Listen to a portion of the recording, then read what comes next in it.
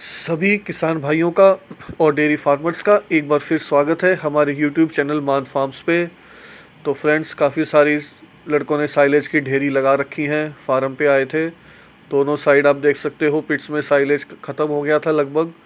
तो साइलेज निकाल के इसको डालने की दोबारा से तैयारी है। तो आज की फ्रेंड्स जो वीडियो बना रहे हैं वो आपको दिखाना है कि एक और जो हमारी एचएफ जर्सी क्रॉस की हीफर है जो वर्ल्ड वाइड सीमन की है और उस बुल का नाम है डैंडी, उसकी हीफर है ये। और ये भी हीट में आ गई है, आप साइन थोड़े देख सकते हो। थोड़ी देर पहले ये अच्छे से उछल भी रही थी, ये फिर से उछलने की आप देखिए कोशिश कर रही है। इसको बोलते हैं माउंटिंग। अभी ये माउंटिंग हीट में है, मतलब अभी इसकी जो हीट है वो थोड़ी ज़्यादा है।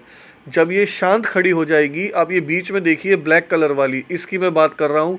जो राइट साइड में है वो स्पिटफायर की है, एसएजी का जो डेनमार्क का है, और ये लेफ़्ट साइड में तो एचएफ वाली है, ये जर्मनी की इंपोर्टेड है। तो ये जो बीच में हीफर है ब्लैक वाली, ये वर्ल्ड वाइड की डैंडी सीमन की है और इसकी हमने आज एआई करानी है। लेकिन अभी फ़िलहाल जो है ये इसकी जो हीट है हाल फिलहाल में ये थोड़ी ज़्यादा है।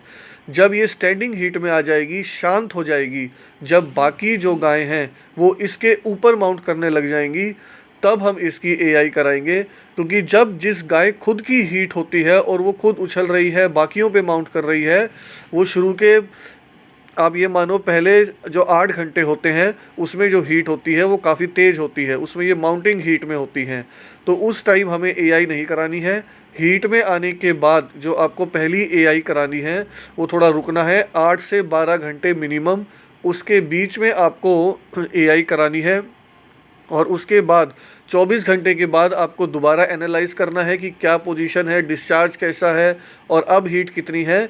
तब आपको ज़रूरत पड़े तो आप दूसरी एआई करा सकते हो। ये स्पिटफायर वाली थी, इसकी हम एआई की वीडियो आपको दिखा चुके हैं।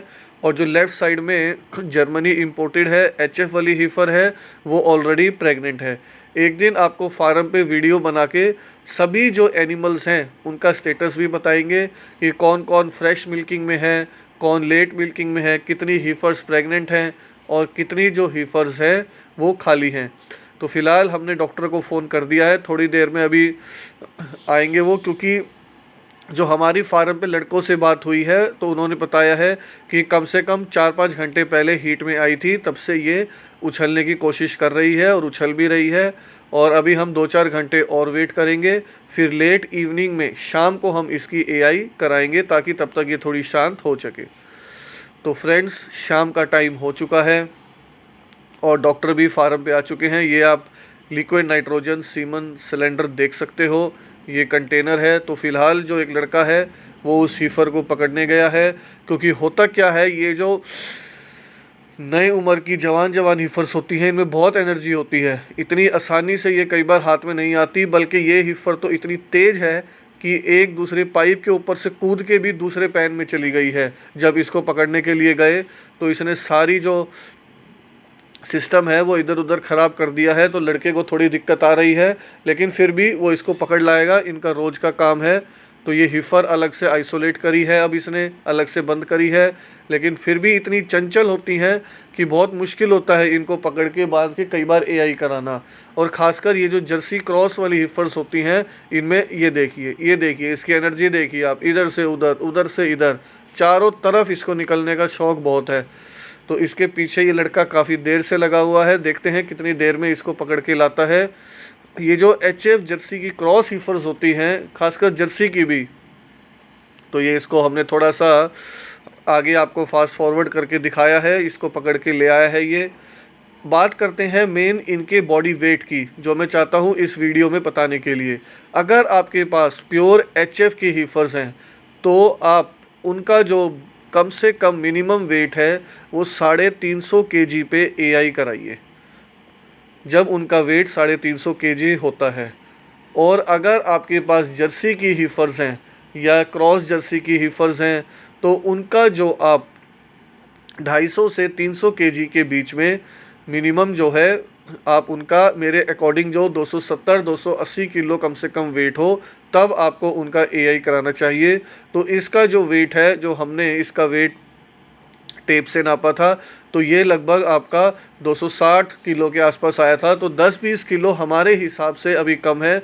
आपको मिनिमम 270-280 किलो पे जो जर्सी की हीफर्स हैं उनकी एआई करानी चाहिए। होता क्या है कि जो जर्सी की हीफर्स होती हैं या गायें होती हैं, इनकी फर्टिलिटी ज़्यादा होती है एचएफ से।